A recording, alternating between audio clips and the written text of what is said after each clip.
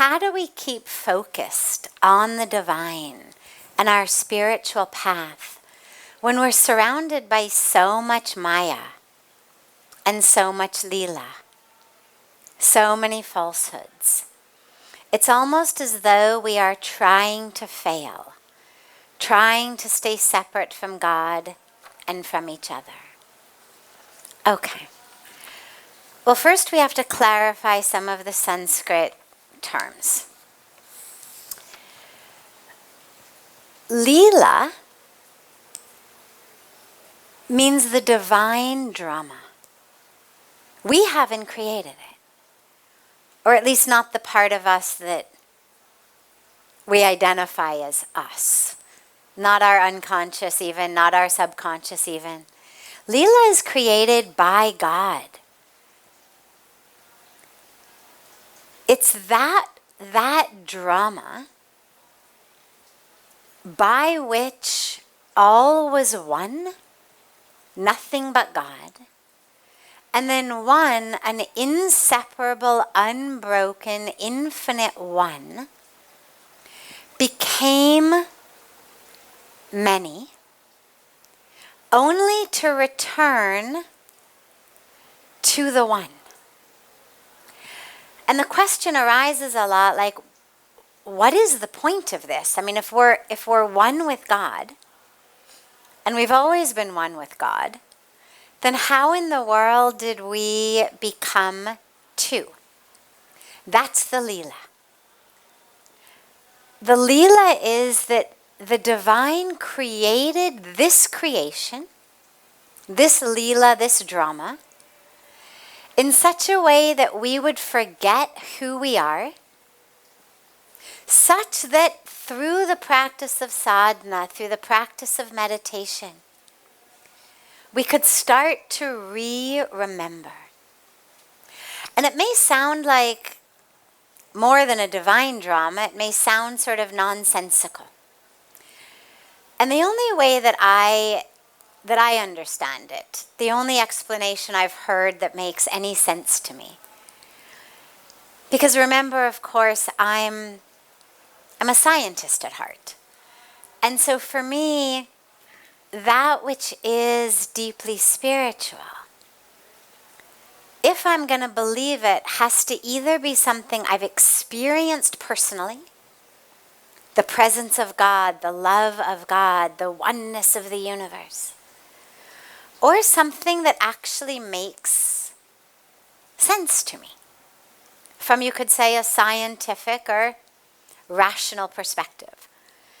So the only explanation I've ever heard of this Lila, this one become two only to become one again, that makes sense to me, is if you think about your own relationships. And as I look out and I look at the age of most of you here, I realize chances are we don't have any very young people in the audience tonight, so chances are everyone here, well, maybe not you, but otherwise everyone else here has probably been in relationship, in some kind of a romantic relationship. If not a marriage, at least a coming together.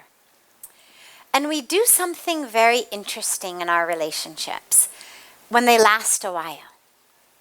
They begin in this great, electric fireworks, volcanoes sort of experience. If they last, they then tend to get much more still and calm, as they should. But a lot of us have this need, in a way, for the drama. But it's deeper than just a superficial sort of addiction to drama. It's actually deep and meaningful. Because what you find we do is we create fights. And if you're really honest with yourself and deeply introspective, you'll find that a lot of times the fights that you've created, you don't really care about the content. It wasn't that important. But you created it because, on a subconscious level or even unconscious level, you wanted that experience, that passionate experience of making up after the fight. You knew you'd make up again. You knew it wouldn't be a very big fight. And when you make up again, when you've gone from one together close to two far in energy because you're fighting, and then you come back to one as you make up, that coming back together is so sweet and so beautiful that a lot of us are prepared to deal with the temporary conflict in order to again have that experience of two becoming one. And so the only explanation that I've heard of Lila that makes sense is that one. That not that God was bored, but that God wanted to have that experience. See, when you're all just one, when there's no division, no borders, no boundaries, no nothing, well, yes, on the one hand, it's infinitely divine. But on the other hand, you don't have that experience of falling in love and then of coming together. And that God wanted to have that experience of coming back together to experience that. And hence God created the Lila. So that's Lila. Maya, again, is not something we've done, but is the nature of the universe, which you can think of as a veil that comes, but think of it as like a very shiny, slivery, sort of glittery type of veil that comes and sweeps itself over us, you know. And in that allure, in that glamorous allure of getting that veil of Maya wrapped around us, we've gotten pulled in, but now we can't see. So Maya is the illusion that we are the physical bodies, that we are this body, its size, its shape, its color, its bank account, its roles, its relationships. And then Maya is what leads to suffering, because if I am this body, well, obviously it's never going to be as beautiful as I'd like it to be. It's never going to be as rich as I'd like it to be. It's never going to be as popular as I'd like it to be. And so we're always yearning for more. We get greed, we get lust, and we're always going to try to push away things that aren't in alignment with me having all. And so we push away that which is uncomfortable, that which we don't want to see. Those who may be obstacles on our path. We get what we call rag and dvesh. Means likes and dislikes, things I'm pulling toward me. The gotta have it, gotta have it, gotta have it. And the aversions. Get it away, get it away, get it away. But all of that is Maya. Because Maya is that which convinces us that we are just this body. So we better keep running. We better make the most amount of money. We better become the highest in our career. Better push everybody out of the way. And it leads to all of that suffering. Constant jealousy, competition, bad-mouthing, negativity. dissatisfaction, despair. So those are the terms. Now let me go back to the original question here. How do we keep focused on the divine in our spiritual path when we're surrounded by so much Maya and Lila? It's almost as though we're trying to fail, trying to stay separate from God and from each other. So we're not trying to do that. It's not our fault. Part of the human package with Maya is that we don't remember who we are. There's a beautiful parable from our scriptures in which that which is most precious,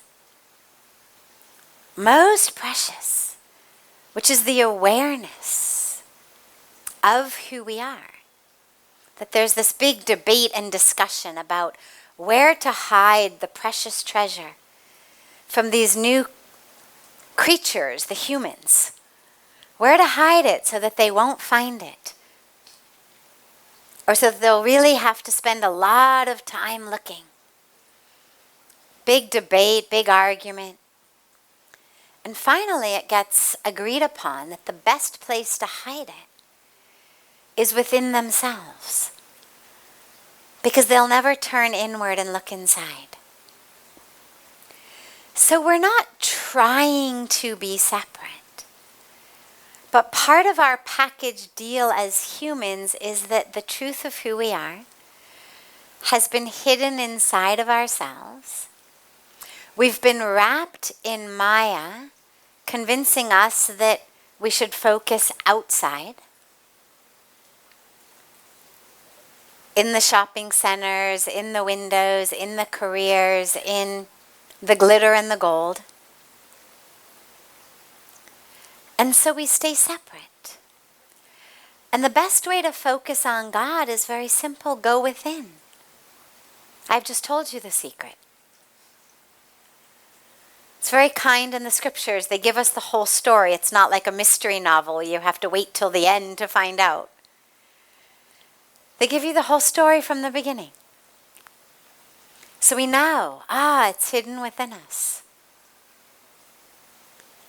So there's the answer. We go within. And it doesn't mean that we don't live wonderful, enjoyable lives. We do. In love, in service, in oneness, in joy, in celebration of this amazing creation. We smell flowers. We watch the sun set and the sun rise. We bathe in Ganga. We drink beautiful, cool water and hot tea and listen to the sound of chanting or the sound of classical music or the sound of water. We love the creation. And we live with compassion through recognizing that just as my truth is hidden in here, so your truth is hidden in there, and yours is hidden in there. And once you start to be able to see your own truth, you start to be able to recognize it in others.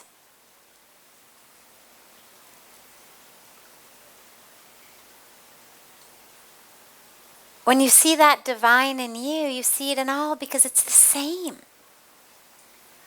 There's not like a Sadhviji Bhagavati Saraswati divine that's separate from the divine in each of you. It's one divine. It manifests a certain way in me because I'm in a specific vehicle. It's like the sun shines on all of these different glasses and bottles and bowls of different sizes and shapes and colors with different amount of water in each of them. So you're going to get a different reflection. But it's the same sun. And so we go within. We do what our scriptures, our sages, our saints, our rishis, our yogis have been telling us. Go within. Go within. Go within. God is there. It's like my favorite story of the man who's running all over the place looking for God. Panicked and desperate. He's not feeling God, not experiencing God. Finally, he collapses under a tree on the banks of a river. He says, forget it. And at that moment, a fish jumps up out of the river. And the fish starts flopping around in the air. The fish is saying, water, water, water. I need water or I'm going to die. And the man says, you silly fish, go back in the water. You just came from the water. You were in the water, surrounded by water. Nothing but water. If you would stop flapping around in the air and go back in the water, you'd have all the water you need. And the fish, this is what I love about stories. Fish talk, they flap in the air and they give lectures. So the fish stops flapping in the air and turns to the man and says, and you are doing the same thing. You're flapping around here yelling for God. But you are living in God. There is nothing but God. And God is in you. The water is not even in me. I'm just in the water. But God is in you. Stop flapping around and go back inside.